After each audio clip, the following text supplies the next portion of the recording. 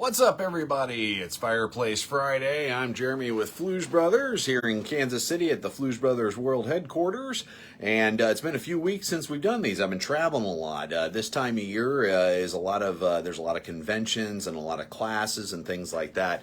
A little bit slower year in the chimney industry that I'm hearing from a lot of companies, and it was a little warmer winter in a lot of areas, so that usually leads to a little slower summer. Why is that? Well, when we send out our little coupon campaigns and things like that, people will say, "Well, I hardly used it," and there's always a trouble with that because people always think they used it less than they did.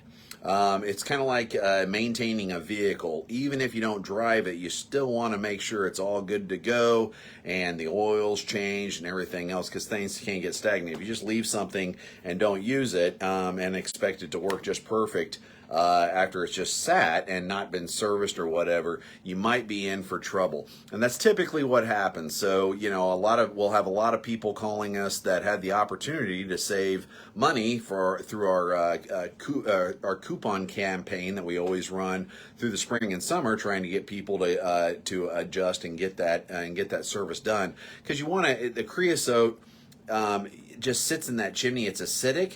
And not only does it smell, but it also erodes and eats away at things, just like all acidic things do. So no matter how much you used it, even if you just used it a little bit, it's still a good idea to have it cleaned. We'll get a lot of phone calls because people used maybe a half a cord and then, maybe a little less than a cord, less than they thought, took the chill off the house, and then usually come closer to the holidays, they're calling going, "Hey, my fireplace isn't working." And we'll go, "Well, you didn't have us out to service it this year. It probably just needs serviced. It might be partially blocked or what have you." And they'll go, "Well, I hardly used it last year." And it doesn't matter. It's still building up stuff and everything. And really, to ensure that this doesn't happen and save money, it's best to just put it on autopilot and have it done. So that's your little tip for the day on that. Now, I did want to talk about one other thing. We keep on seeing this trend, and I've talked about it before, about refacing fireplaces, but now we've got an even deeper thing that's happening, and I just want to throw this out there for any contractors and homeowners that are watching this. This is very, very important. Your fireplace, if it's a prefabricated fireplace or if it's a masonry, they all have codes and standards. Prefabricated metal fireboxes, fireplaces that are installed into a wooden cavity or what have you, they require certain requirements on the install. You got to look at the install manual. And a lot of these prefabricated fireplaces have been in homes for 20, 30 years. So we're seeing a lot. When I first got into this, we didn't see a lot of problems with them, but now, I've been doing this for, 23 years, and nothing lasts forever. So we're starting to see a lot of the same issues on a lot of these fireplaces. But it doesn't matter what type of fireplace it is, unless it specifically states in the owner's manual, which are very few open fireplaces. In fact, I can't think of any open fireplaces that doesn't require an outer hearth. Now, that outer hearth is very, very, very important because heat reflects out of the firebox and down to the floor in front of the fireplace. Also, you'll get sparks, ash, all the other stuff. So you want to make sure you have a proper hearth in place, outer hearth in place. There's the inner and the outer, so you don't have any of those issues. I know Pinterest and I know all these online things have all of these little, reface your fireplace and everything. We've talked about it before. There's a right way and a wrong way. There's also minimum standards and codes that need to be adhered to if you're going to remodel your fireplace. And so just hiring anybody and telling them, "Hey, I want it to look like this," most contractors are just going to make it look like that. And then, and then a chimney expert comes in and says, "Hey, that doesn't even meet the minimum standard. You can always do it better, but that doesn't even meet the minimum standard." And then people, how about if I put gas logs on? Gas logs solve nothing. They still are going in that same unit. It doesn't change the code, the standard, the instructions. the manufactured details, anything. Gas logs, it's just an appliance that you put into a fully functional unit that meets all those standards. So let's show what I'm talking about here.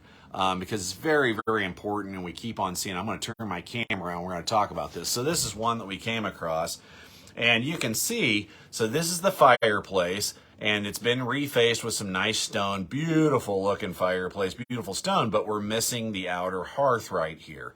And that's a huge problem because sparks, anything can jump out. Now, people might ask, Jeremy, if I have gas logs, I'm not going to have any sparks. It doesn't matter. You still have reflective heat. You still have the chance of a log rolling out, what have you. Anything crazy can happen. Now, with that being said, we also want to make sure we have screens, but we're talking about the hearth here. So if we look at our inspection report, right here, this we check out the outer fireplace hearth, and the definition: a hearth is normally a brick, stone, marble, tile, or cement slab that sits on the front of your fireplace.